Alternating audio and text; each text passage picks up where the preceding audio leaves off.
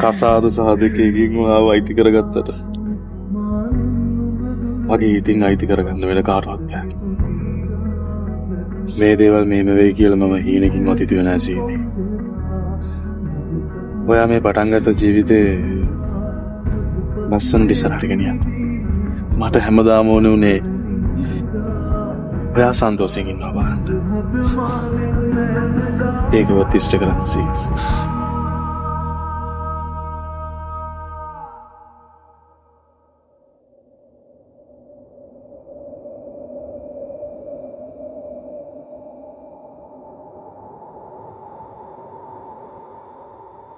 හිමි නැතියා